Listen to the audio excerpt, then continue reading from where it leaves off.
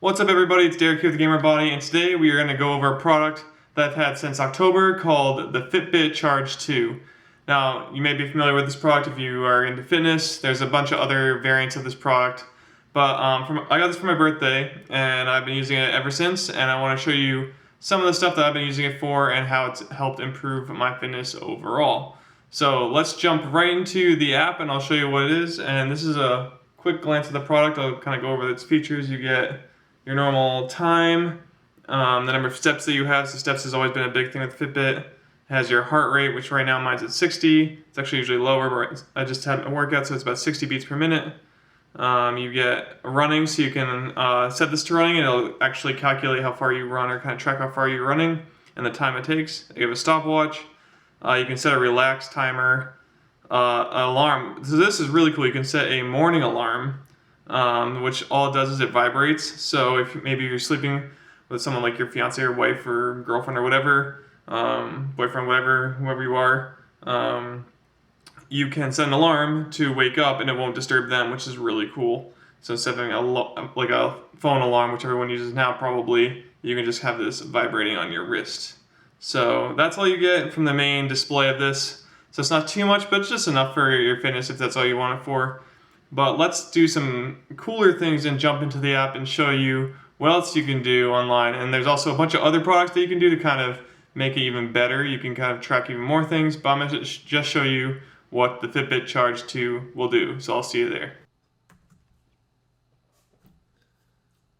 Alright, everybody, so welcome into my Fitbit app or website.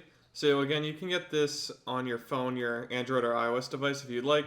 But I'm going to do it straight from my web browser and kind of show you all the things that you can get in both places.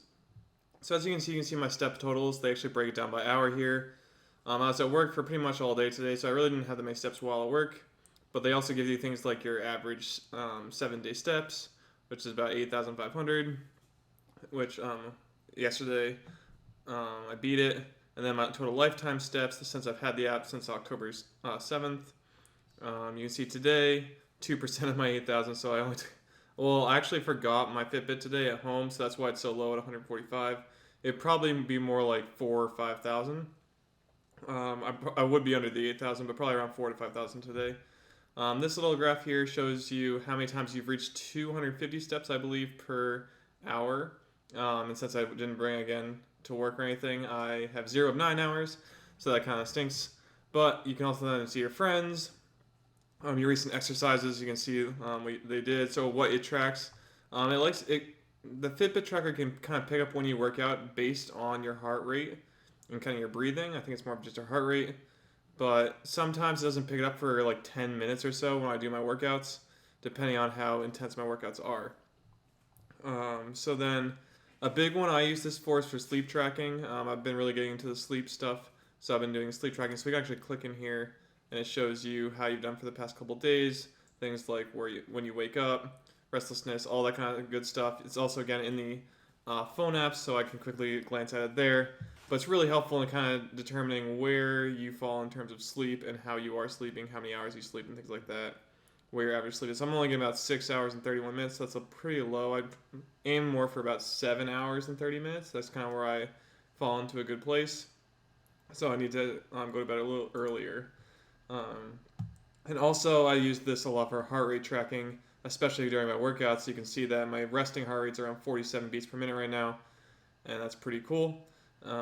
So a really cool thing I actually just bought is the Fitbit Aria. So the Fitbit Aria is a scale that can take your BMI and your current weight and then uploads it online.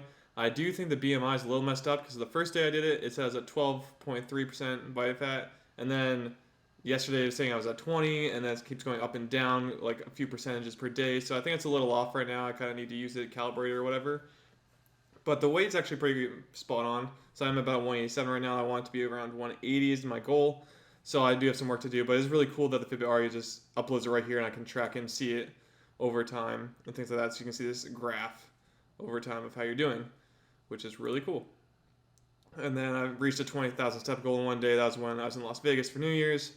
And then we have things like calories. Now, I actually don't recommend this I don't really recommend the food portion of Fitbit unless you are just tracking it for calories only.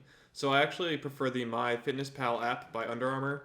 They make a great app where you can put in the foods that you ate that day, and it actually tracks your carbs, proteins, and fats, which is really cool if you're doing your macros.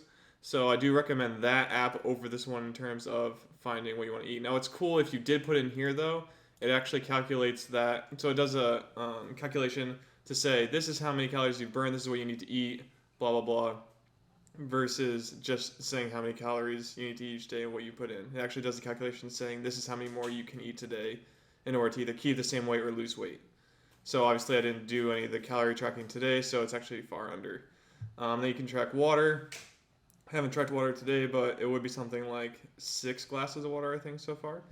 And that's pretty much the app without going pro. So I just have the free version. I don't have any premium features, but I do have 2 items. So I do have the Fitbit Charge 2 and the Fitbit Aria. So we'll be reviewing the Fitbit Aria after I've used it for a while. I want to wait a month or 2 before I actually review and say my final thoughts about it. But the Fitbit Charge 2 has been pretty awesome. Again, I use it mainly for heart rate and sleeping. And then I also like to just track my steps kind of for fun. I don't really care about the steps that much, but I like to do it for fun and kind of compete against my friends. But that's really what you get on the back end. So I hope you enjoyed this video and I hope you get something out of it. If you have any questions regarding this product, please let me know in the comments below. I have left a link if you'd like to go and purchase the item in the description. So please check it out, and I hope to see you guys in the next video. See you later and have a good one. And this What's he doing?